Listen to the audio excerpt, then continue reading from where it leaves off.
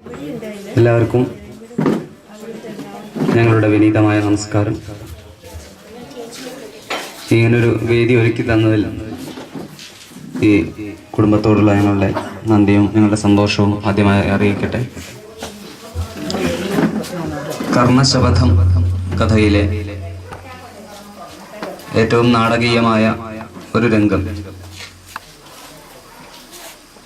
കർണനും കുന്തിയും ചേർന്നുള്ള ഒരു രംഗമാണ് ഇന്നിവിടെ അവതരിപ്പിക്കുന്നത്.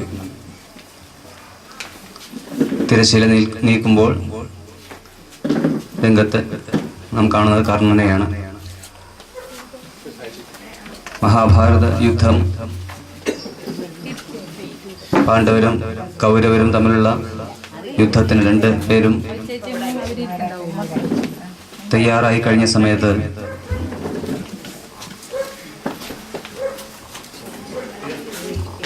കൗരവ പക്ഷത്തുള്ള കർണൻ ആകെ അസ്വസ്ഥനാണ്.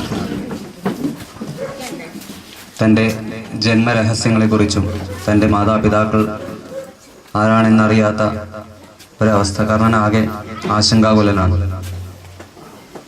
എന്തിഹ മന്മാനസെ, സന്ദേഹം വളരുന്നു. എൻ്റെ അച്ഛൻ അതിരഥനാണോ, അമ്മ രാധ തന്നെയാണോ എന്നെല്ലാം സന്ദേഹിക്കുന്ന കർണൻ്റെ മുന്നിലേക്ക് പാണ്ഡവ മാതാവായ കുന്തി വരുന്നു. കർണൻ ആദ്യം ഒന്ന് അത്ഭുതപ്പെട്ടെങ്കിലും കുന്തിയെ സ്വീകരിച്ചിരുത്തുന്നു.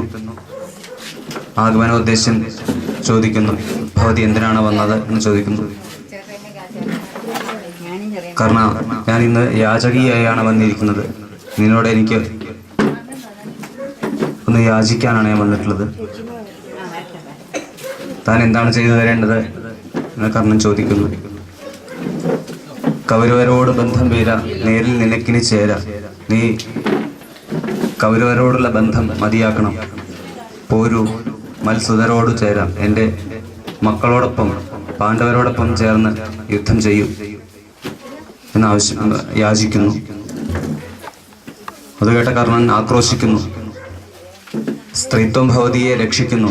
ഒരു സ്ത്രീ ആയതുകൊണ്ട് മാത്രം ഞാൻ ഭവതിയെ കൊല്ലാതെ വിടുന്നു.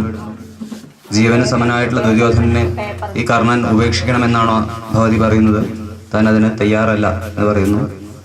ആ കർണനോട് കുന്തി കർണന്റെ ജന്മരഹസ്യം വെളിപ്പെടുത്തുന്നു. ഓതുന്നതിനൊരു സത്യം, നിന്നോട് ഞാൻ സത്യമെല്ലാം പറയാം.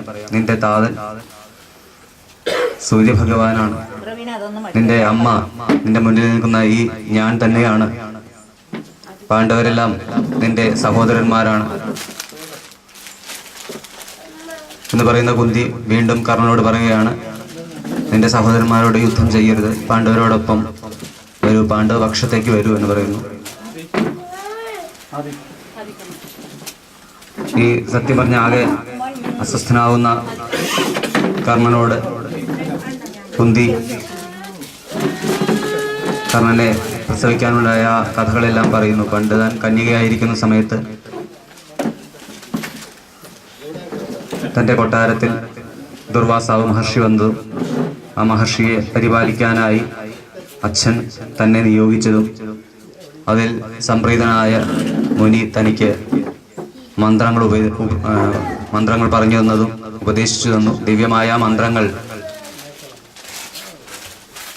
ഒരു ബാലികയായ കുന്തി ഒരു കൗതുകം കൊണ്ട് ആ മന്ത്രമൊന്ന് പരീക്ഷിക്കാനായി അന്തപുരത്തിന്റെ മട്ടുപ്പാവിൽ നിൽക്കുമ്പോൾ ആദിത്യ ഭഗവാനെ കണ്ട് ആ മന്ത്രം ചൊല്ലുന്നു. അങ്ങനെ സൂര്യനിൽ നിന്നും ഗർഭം ധരിക്കുകയും കന്യകയായതിനാൽ ജന അപവാദം ഭയന്ന് ആ കുട്ടിയെ നദിയിൽ ഒഴുക്കിയതും ആയ കഥകൾ കർണനോട് പറയുന്നു. ജനനി മാമക ചരിതം അഖിലവും അറിഞ്ഞത്. എൻ്റെ കഥകളെല്ലാം അറിഞ്ഞു, എനിക്കിപ്പോൾ സമാധാനമായി. വീണ്ടും കുന്തി ആവശ്യപ്പെടുകയാണ്, പോരൂ, പാണ്ഡവരുടെ കൂടെ വരൂ. എന്നാൽ കർണൻ തയ്യാറാവുന്നില്ല. അരുതേ, വെറുതെ പറഞ്ഞിടേണ്ടത് നിഷ്ഫലമല്ലോ. ദുര്യോധനനെ പിരിഞ്ഞു ഞാൻ പോരുകയില്ല. സമസ്ത മഹിമയും എനിക്കവൻ. എൻ്റെ എല്ലാ ഐശ്വര്യത്തിനും കാരണം ദുര്യോധനാണ്. പണ്ട് ആയുധാഭ്യാസ സമയത്ത് തൻ്റെ വംശം ഏതെന്ന് ചോദിച്ച് ദ്രോണരും മറ്റും അപമാനിച്ചപ്പോൾ തന്നെ അംഗരാജാവായി വാഴിച്ചത് ദുര്യോധനാണ്. ആ ദുര്യോധനോടുള്ള കടപ്പാട് ഉണ്ട് തനിക്ക്. അതിനാൽ ദുര്യോധനെ ഉപേക്ഷിക്കാൻ തയ്യാറല്ല എന്ന് പറയുന്നു. കർണന്റെ മനസ്സിന് മാറ്റമില്ലെന്ന് കുന്തി മനസ്സിലാക്കുന്നു. കർണൻ ഒരു വാക്ക് നൽകുന്നു. അർജുനാഖ്യനെ ഒഴിച്ചു മാമക കനിഷ്ഠ സഹോദര ചതുഷ്ടയത്തെ ഹനിച്ചിട. അർജുനനെ ഒഴിച്ച് മറ്റ് സഹോദരന്മാരെയൊന്നും താൻ യുദ്ധത്തിൽ വധിക്കുകയില്ല എന്ന് അമ്മയ്ക്കൊരു വാക്ക് ഞാൻ നൽകാം.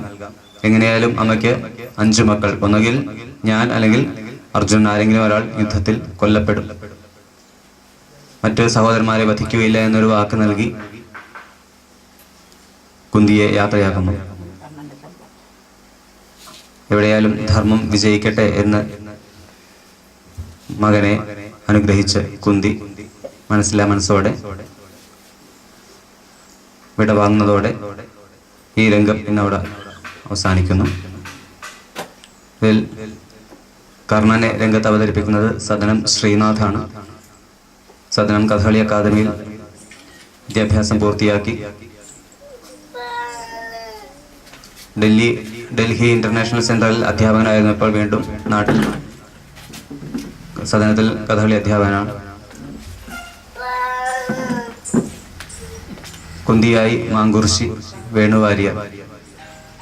ഞങ്ങളോടൊപ്പം സദനം കഥകളി അക്കാദമിയിലെ മറ്റൊരു അധ്യാപകനായ സദനം മണികണ്ഠനും ഞങ്ങളോടൊപ്പമുണ്ട്.